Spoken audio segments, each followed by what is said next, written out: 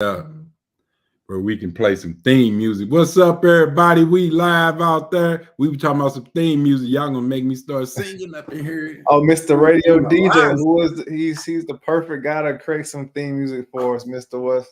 The formula. Hey man, Lonzy is the DJ guy. experience.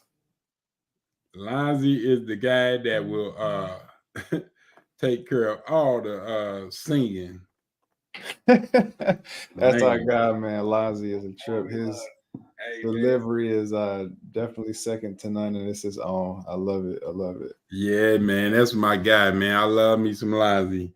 Everybody knows that. But hey, everyone, while we're jumping out there, let's share this out. Share this with your peoples. I see a few people jumping on. Absolutely. Share it far, share it wide, and definitely take some notes because I'm not calling this our lives a workshop, but we definitely do give some actionable, tips. Like anybody who has been listening to us long enough has, knowing that we definitely give some sauce and we don't just give any fluff. We do talk a little bit, but definitely, come ready to learn and to apply more than anything because knowledge is not power. People's that saying is so often used and I would say often misused. But knowledge plus application, that's where the power comes in, is when you actually apply what you learn. And that's with any area of life, not just listening to our lives. It could be in school, it could be in observing people through the walks of life. If you see people exemplifying certain patterns that aren't in alignment with where you see yourself going, i.e., if you see your teenagers with negative peers and they're going in a direction that you don't want your teen to go, start to intervene. So, that information, that knowledge that your teen is gathering that's negative, making sure that he doesn't apply that into his life and leading him down the road to nowhere. So I know it kind of intertwined everything, but we definitely are here for the teens, and we are WTF Mentoring Academy. That stands for What's the Formula? And our motto is winning takes focus. And that's what we teach our teens every single week, every single meeting, every single call. We start off with the wins in life. A win could be as simple as waking up in the morning. That is a win. Being healthy is a win. People always conflate wins with something big and you need a big plaque or a trophy. Not always. It's always the small wins in life that add up. So I don't want to take up too much of the time, Mr. WTF. I love it, bro. Like, yeah. Hey, you know what? And here's the thing. I do want to say something. You said something as simple as waking up. Man, that ain't simple. That's a hell of a win. And people we underestimate that and take life for granted, man. We are not immortal in this. Like, I don't want to get in the debate about life after death. I believe in that. But for this body, for this earth suit that we got, it is not immortal. And from the first smack and cry, we all destined to die. I got that from Samuel, by the way. But seriously, that's a major win, just being able to wake up and smile, man, and realize that you made it through another night. You have another day. You mentioned something about this knowledge piece, man. A lot of people, that's one of their main issues is the knowledge. They get so overwhelmed with knowledge. Knowledge can be addictive. Like, I don't know if you all are understanding where I'm coming from with that. Knowledge can be addictive. What do I mean? You constantly want to learn about this, learn about that, learn about this, learn about that. And to do what with it?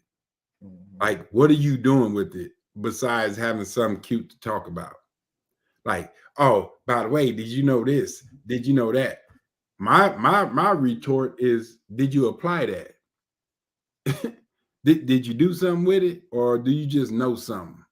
Because we were taught knowledge is key. Always seek knowledge. And I do believe in always seeking knowledge through a focus, like the WTF, through a focus. So if you're always seeking knowledge in your business, yes, do that. If you're always seeking knowledge on how to, get your team together and build this up and do that, yes, do that. But if you seeking knowledge all over the place, now you the jack of all trades, the master of none. We've heard those cliches all our lives, man. And what a lot of people don't realize is that could be what's holding you back because you are not focused. You all over the place with it. And one of the things I want to touch on today is there's a lot of entrepreneurs and there's also a lot of parents that are ready to give up. Like we think because, okay, I got them through high school.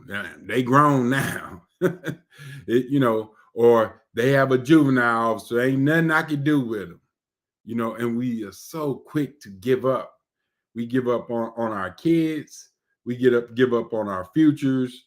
And then we live in this cyclical life where we just go through the motions because we've given up on a lot of our dreams, a lot of our goals and aspirations. We give up real quick because we live in an instantaneous world. Everything is instant, instant, instant. And as you build, as you nurture and parent your child, it doesn't happen like that, you all. Like you can't just tell them something. It's like a computer. You put a line of code in there and boom, it runs. No, we're dealing with humans who have emotions. They have a lot of different things going on. So even if we tell them repetition is one of the greatest teachers ever, people say experience is, and I disagree with experience. It is a teacher. Trust me, experience, some things you go through will teach you. But hey, man, I don't need to experience, getting stabbed or shot or, experiencing getting hit by a car or experience hunger. And I don't need that as a teacher. I can watch that and look at the people around me and say, oh, okay, I don't need to experience that. Yes, it is a teacher. But not giving up is so critical to the child, to the community, to everybody involved. And I get it. Some of these parents are so frustrated, like, oh my goodness, they just won't listen. I can't get them to do this. I can't get them to do that. And you want to give up. I mean, I'm speaking from experience. I know I felt that with my daughter, with a couple of my sons. Like, man, they're not listening to nothing that I say. They're not, and I feel like I'm a pretty good dad, and it doesn't matter. They're still bucking and going crazy, and you like, man, I can't do nothing with them. Look, they grown.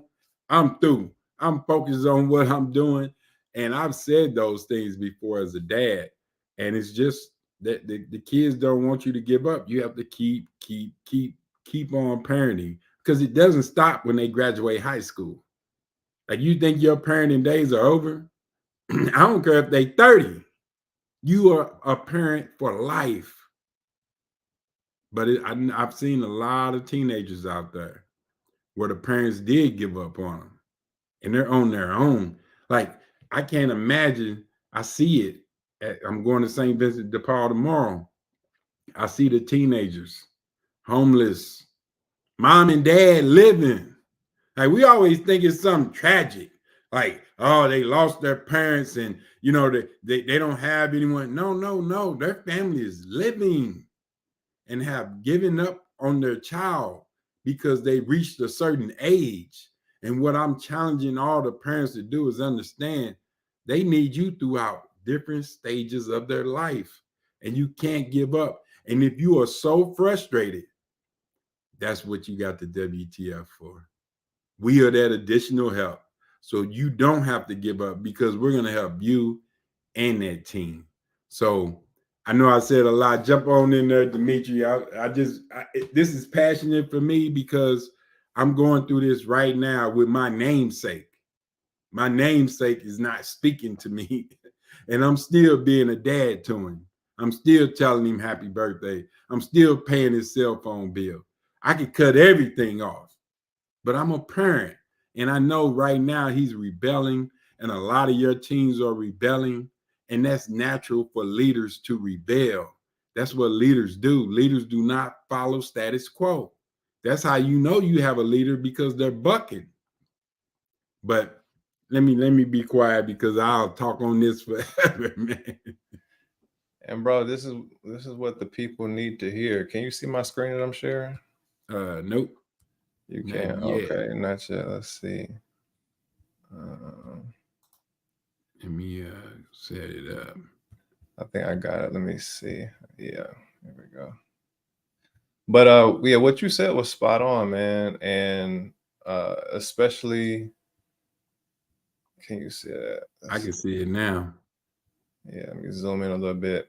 So I'm like, you know me, bro. Like, I love breaking down words and trying to figure out what stuff means and why words have certain parts to them that they do. So what you were touching on a lot was focus, right? And we do talk about focus for many, many different reasons, but I just want to focus on what the opposite of focus actually is. So Mm, if you're not focusing, you're distracted, right?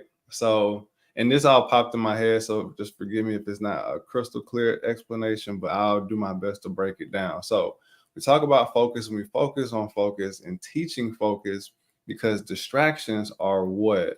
So, the prefix dis means apart. So it's commonly so opposite of not, remove, or reverse. So dis, and then traction. We all know traction allows us to gain the momentum, gain the speed, move forward. So if the opposite of focus is distraction, which means the opposite of traction, mm, so you slip and you're spinning your tires when you're distracted, you're not moving forward mm, because you're not focused. So we teach these young people the essence of focus so they can keep their traction, so they won't lose that traction of moving forward in life, because we all know there's many different distractions. And I presented this a while ago, and we pull it up, but this mm-hmm. analogy of the lion tamer and the vicious lion. We've all seen this in movies or cartoons of some sort throughout our childhood or some point in our life.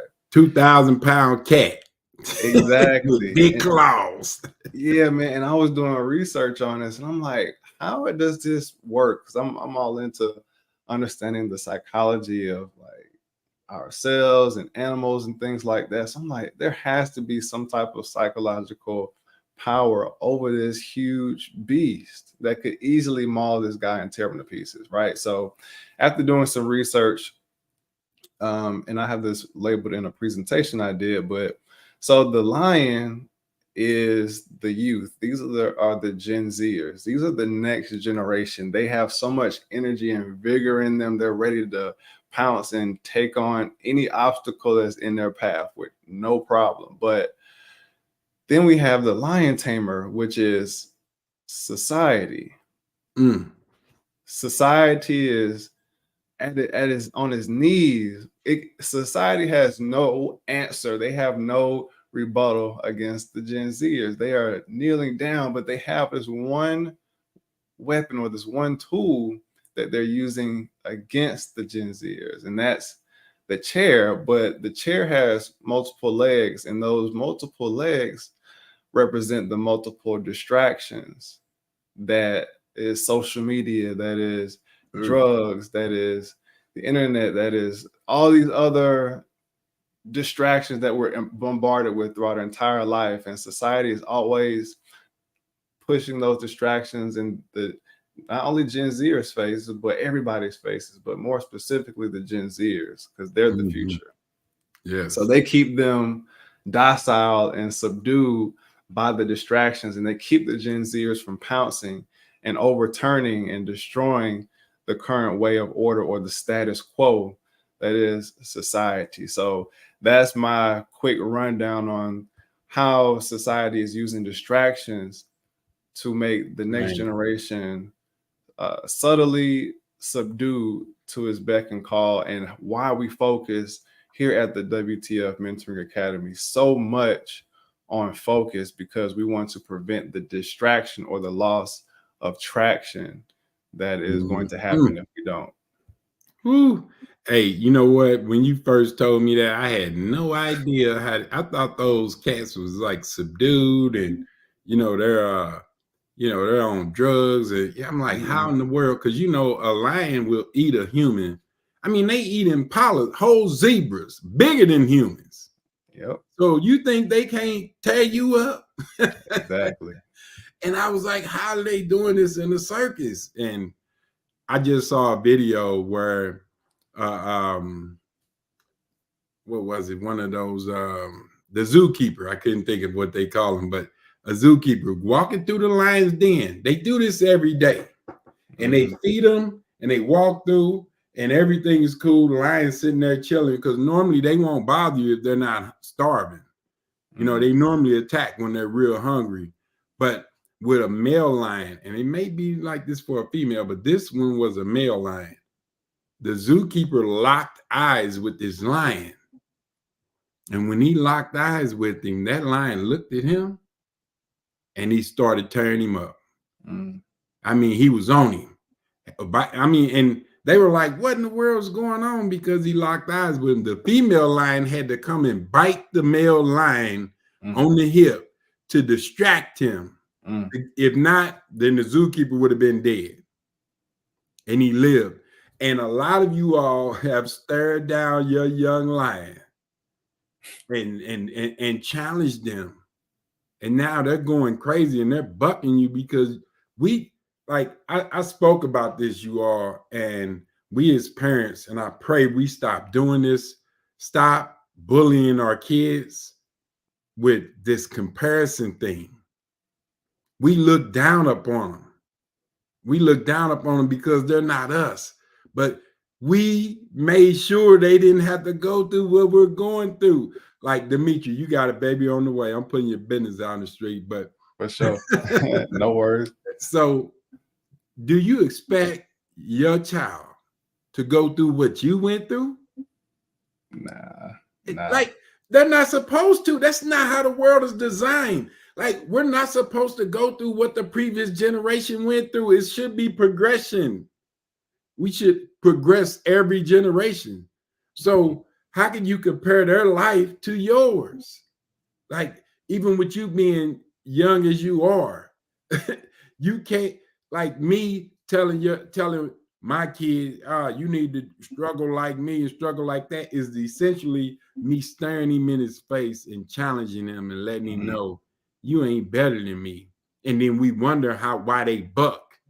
We Mhm. wonder why they go against the zookeeper and they never did. Zookeeper been walking through here for years. The lion never bothered him. Lion ain't even hungry. They're not. I Mhm. know we see the National Geographic where they're so ferocious, and they are. I mean, they are apex predator. But lions eat to survive. They're not just going around biting people for no reason. There's normally a reason for that. But if you got a lion with a full belly, you can walk right past him. He ain't gonna do nothing to you. I mean, I ain't that bold. I ain't walking past no lion. I don't care if he got a belly big as mine. It ain't happening. But a lot of times with these young people, they feel intimidated because we challenge them with what we grew up with. We made sure they didn't have to survive, but then we criticize them for not being able to be in survival mode. Mhm. You raise them their whole life not to be a survivor, to be a thriver. And now you don't, we as parents, hey, I'm putting this on the spot, you all. People are not going to want to hear this. We as parents don't know how to teach them how to thrive. All we know is survival. Yeah, we've progressed. Yeah, we've gotten jobs and we did a lot of things to make it where, we're good. And they didn't have to miss any meals or go through half the things that a lot of us went through. But how are we teaching them to thrive? We're giving them mixed messages, you all, as parents. And this is why we need the WTF. Man, I wish if anything like this was around when I was a kid, I'm telling I you. didn't know about it. And But you got to remember when I was, it wasn't cell phones. So there was no World Wide Web where you could just go find stuff. Now you got to look in the yellow pages, the encyclopedias. When I took my typing class, it was with a typewriter, not a computer. Like people don't understand. It was different. But I can't use that to compare my life to my son's life and be like, oh man, you ain't nothing because you're not doing this. Hey, Antonio, I see you out there. Hey. And my challenges to the parents, I keep talking to the parents because we want to blame these teens and like they off the chain, they crazy. Every generation has said that about the next generation. Every generation has said that. And what I challenge the parents to do is if you can't deal with your teen, get them some help. We go at this stuff alone and we feel like we're the ostrich and just bury our head in the sand and hope.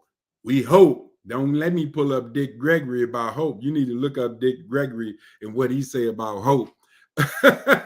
It'll blow your mind. But oftentimes we just sit back and hope and pray and wish that these kids will get right. And the whole time they're wasting time.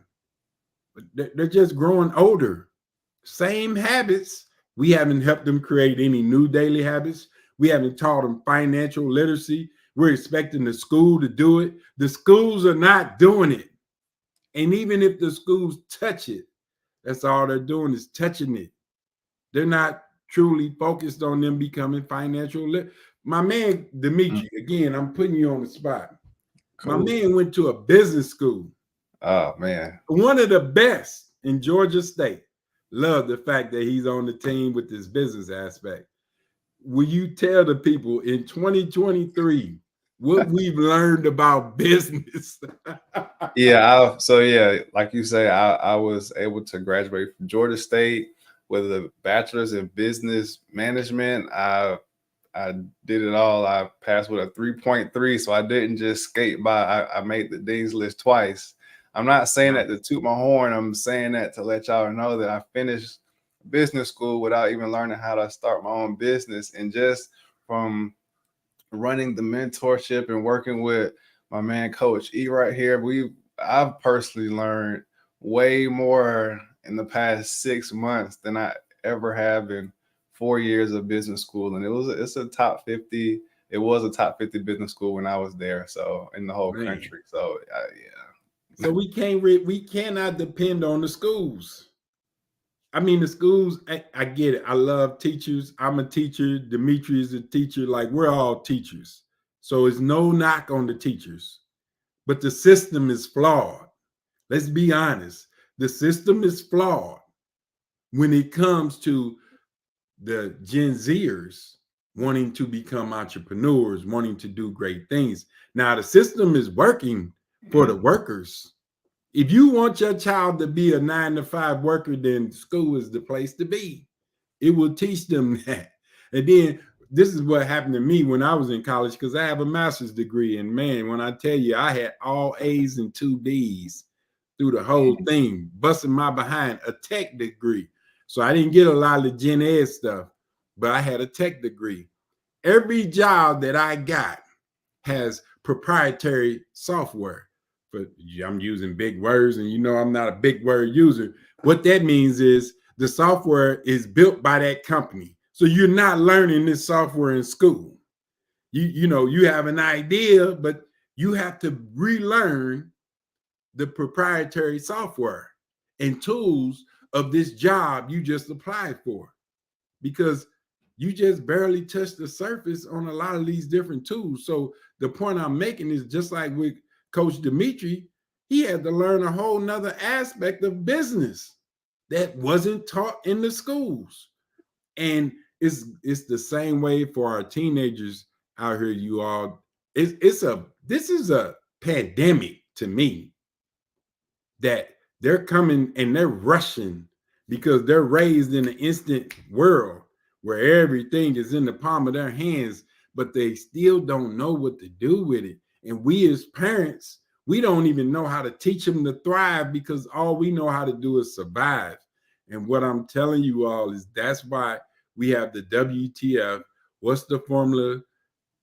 Mentoring Academy for these young lions to stop having somebody with a chair in their face, keeping them distracted when they really want to roar, and they have a desire to do great things.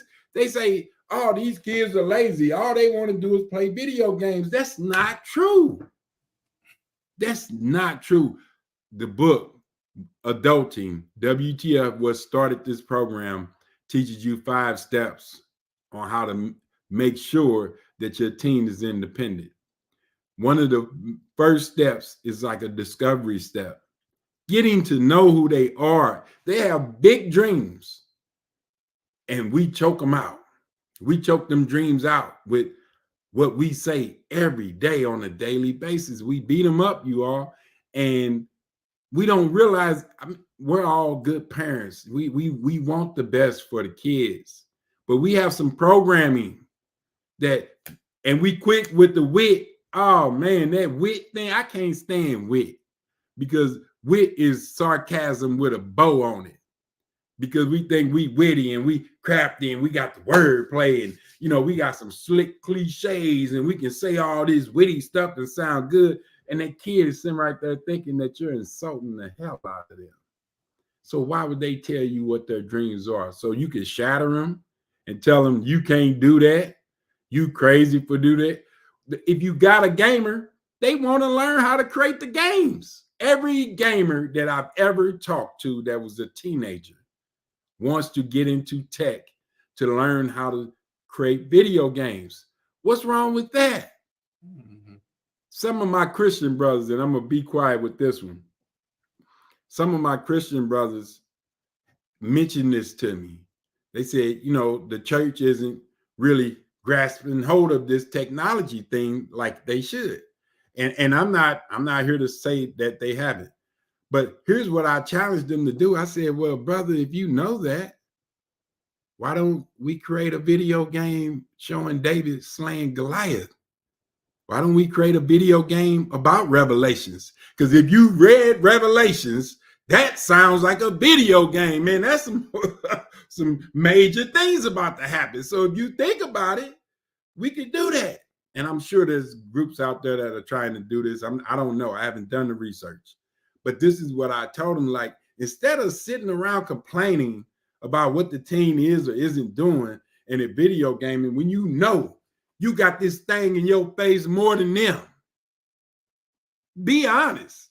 Most of us adults is on this thing scrolling every single day. Distracted most of the time. And we're criticizing the kids for doing the same thing that we're doing. But we justify it by saying, see, I'm grown. I got a job. I got my stuff together. You don't. Really? Man, let me be quiet, man. Woo, give him some water. He on fire. Man, because we're passionate about this, bro. And we run into these teenagers that are so frustrated. And they're frustrated with the schools, they're frustrated with their parents, they're frustrated with a lot of different things. And that's why we built this program, because we're creating leaders through mentorship. I'm gonna repeat that. We're creating No, you know what? I'm not even going to say creating, because God did the creation. We're not creating leaders. What we're doing is teaching leaders how to focus through mentorship. Because I'm finna go somewhere, so we might go a little over on this. Your father, your creator, she, he, whatever you want to call your creator, your God, your deity, your higher power, whatever, however you want to dress it up, designed you to be a leader. Society taught you how to be an employee. I'm going to let that sit right there. You were designed as an apex on this earth. And what was the first thing God did? He taught you how to plant the seed, to get everything, to lead. He wouldn't even let nothing grow until, man, look, Dimitri, hey, listen, man, I will save that for another time. But he wouldn't let nothing on this earth grow until you was ready. And he told you to go out there and be fruitful. Go out there and do this and do that.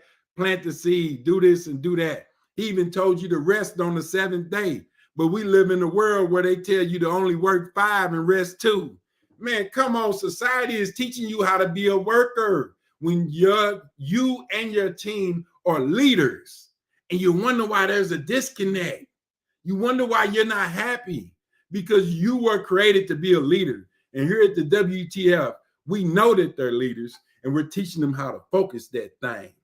We're giving them some of these skills and tools and how to tap into it, because they're ready. They're ready. And we're going to make sure that they're ready. But let me be quiet, because, Hey, I'm y'all, an this amateur is some when it comes to the Bible. do y'all hear that passion?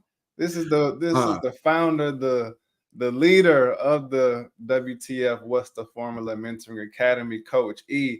Hey, if y'all got some value from this, give us a like, thumbs up, leave us a comment, DM us. What's up? Hey, text us WTF to the number below on your screen if you want some more information about what we have going on. Hey, just imagine what our weekly calls are like with our mentees, what the one-on-one calls are like. If the live streams are this saucy, come on now. Sign your team up, hit us up in our DMs, and let us know that you are interested, and we'll definitely give you more information. But thank you for joining on the live stream. Thank you so much for your time on the replay. And once again, this is Coach Dimitri and Coach E with the WTF Mentoring Academy. That's What's the Formula Mentoring Academy, where our mantra is winning takes focus, and where we teach and show the young leaders how to focus their attention so they can continue to gain traction towards their success and not be distracted by the other factors that are in the environment and in the world around us. So, and we guarantee it. We guarantee it. Guarantee it. You don't believe us? Try. Just get them to. We guarantee it. Like this is, I don't know what else to say. This is a guarantee that try us, hit us up. Yes. We there's nothing else to say. Hit us up, try us out for yourself. No cost to you. But until next Wednesday, we will see y'all later, and keep winning through focus. Peace. Yes. Peace, y'all.